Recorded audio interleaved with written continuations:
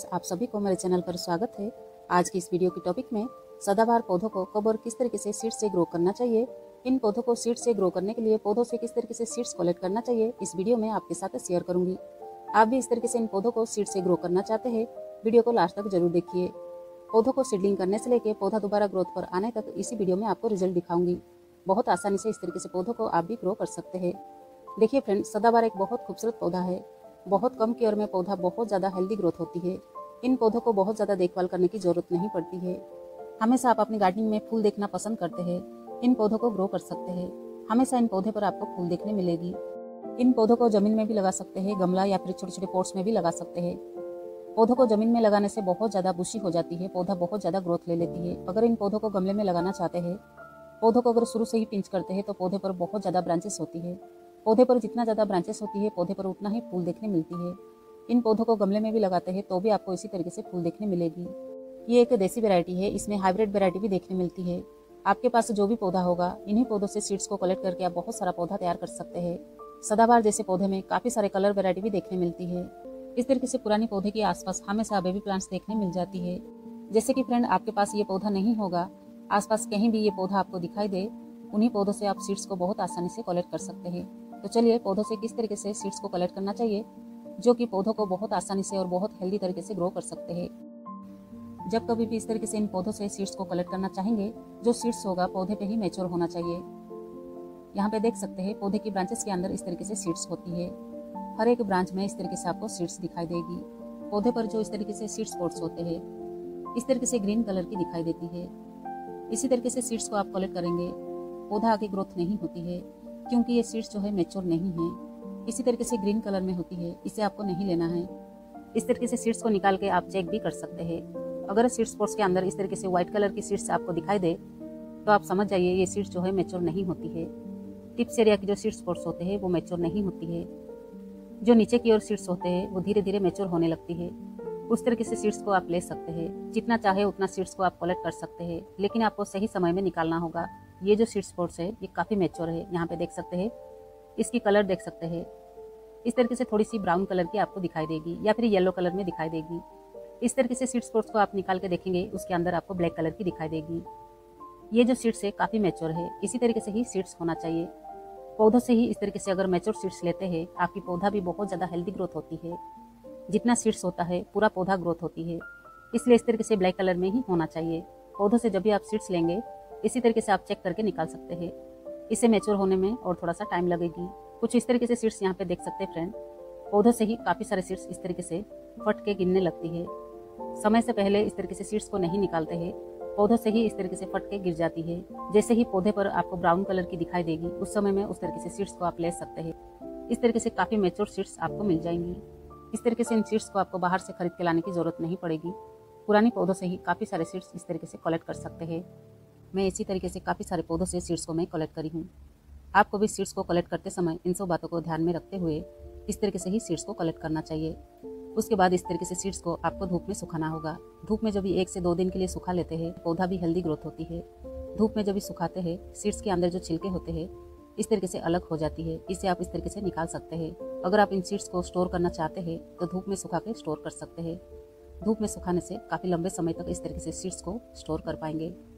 आप अगर सीडलिंग भी करना चाहेंगे तो भी अगर धूप में सुखाते हैं तो अच्छी होती है। ये सीड्स बहुत अच्छा से अंकुरित होती है। तो चलिए सीड्स को ग्रो करने के लिए मैंने कुछ इस तरीके से सॉइल मिक्स ली हूँ। यहाँ पे देख सकते हैं सॉइल मिक्स इसी तरीके से वेल्डन होना बहुत जरूरी है। पोर्ट्स के नीचे ड्रेमेज होल होना बहुत जरूरी है। इस बात का जरूर ध्यान रखें। ड्रेमेज होल क्लियर होना, सॉइल मिक्स वेल्डन होना बहुत जरूरी है। वैसे तो मैं पुराने गमले की मिट्टी को सुखा कर ले रही हूँ। आप अगर सॉइल मिक्स बनाना चाहते हैं तो भी बना सकते हैं।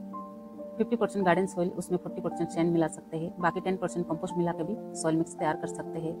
अगर आप इस तरीके से पुराने गमले की मिट्टी अगर धूप में सुखा के भी लेते हैं तो भी इस तरीके से मिट्टी में सीड्स बहुत अच्छा से अंकुरित होती है। जो पुरानी गमले की मिट्टी होती है पहले से ही सॉइल मिक्स बना हुआ होता है।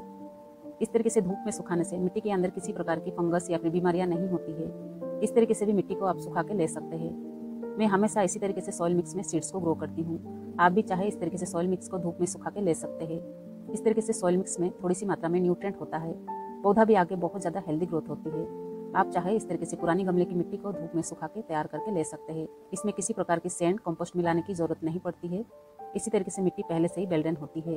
जैसे कि फ्रेंड आपके पास अगर इस तरीके से चिकनी मिट्टी या फिर हार्ड मिट्टी होगी, इस तरीके से मिट्टी भी अगर लेना चाहते हैं ले सकते हैं। इस मिट्टी को बनाना होगा, लेकिन इस तरीके से चिकनी मिट्टी या हार्ड मिट्टी में डायरेक्ट पौधों को ग्रो नहीं करना चाहिए। पौधा आगे हेल्दी ग्रोथ नहीं हो पाती है। अगर आप इस तरीके से मिट्टी लेना चाहते हैं, इस तरीके से 50% मिट्टी ले सकते हैं, उसमें 40% सैंड मिला सकते हैं, बाकी 10% कंपोस्ट मिला सकते हैं।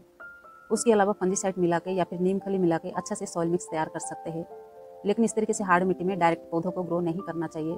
पौधा ग्रो नहीं हो पाती है। मिट्टी जितना अच्छा से वेल्डन होती है, पौधा उतना ज़्यादा हेल्दी ग्रोथ होती है। आपके पास अगर इस तरीके से हार्ड मिट्टी होगी तो इस मिट्टी को आप अच्छा से वेल्डन बना लीजिए। उसके बाद सीड्स को ग्रो कर सकते हैं। मैंने पुराने गमले की मिट्टी को ली हूँ। सॉइल मिक्स भरने के बाद इस तरीके से सीड्स को लीजिए। यहाँ पे देख सकते हैं सीड्स अच्छा से धूप में सूखा हुआ है। इस तरीके से ही सीड्स होना चाहिए। पौधा बहुत ज़्यादा हेल्दी ग्रोथ होती है। सीड्स को हाथ में लेते हुए मिट्टी के ऊपर इस तरीके से अच्छा से सब तरफ से स्प्रिंकल कीजिए। एक जगह इकट्ठा नहीं होना चाहिए, सब तरफ से अच्छा से स्प्रिंकल करना है। उसके बाद आप ऊपर से इस तरीके से मिट्टी से कवर कर लीजिए। यहाँ पे ऊपर से मिट्टी से कवर करना बहुत ज़रूरी है। बहुत ज़्यादा मिट्टी से कवर नहीं करना है, सिर्फ आधा इंच जितना आपको ऊपर से मिट्टी कवर करना है।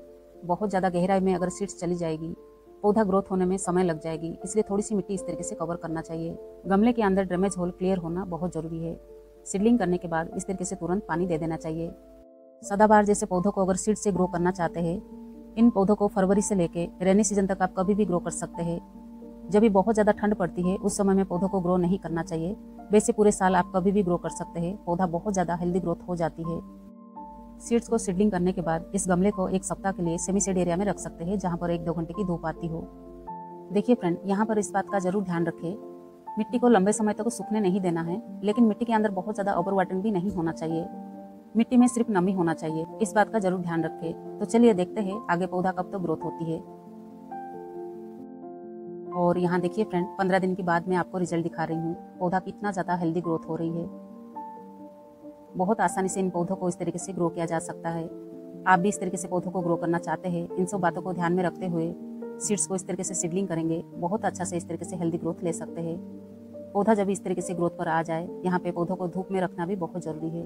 तो चलिए इन पौधों को ऐसी जगह पे रखते हैं जहाँ पे 4 से 5 घंटे की धूप आती हो। आगे पौधा किस तरीके से ग्रोथ पर होगा आपको रिजल्ट दिखाते हैं। और यहाँ देखिए फ्रेंड, 1 महीने के बाद फिर मैं इस वीडियो को आपके साथ शेयर कर रही हूँ।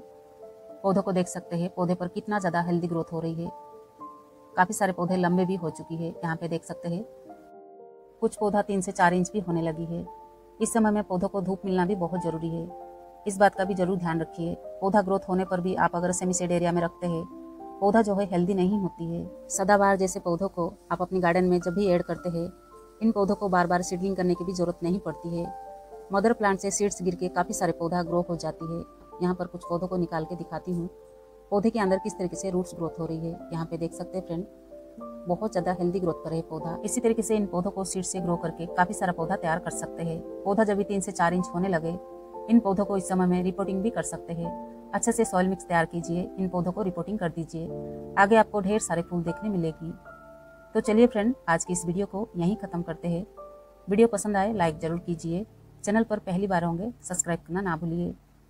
गार्डनिंग से रिलेटेड इसी तरीके से वीडियो आपको देखने मिलेगी इसी चैनल पर।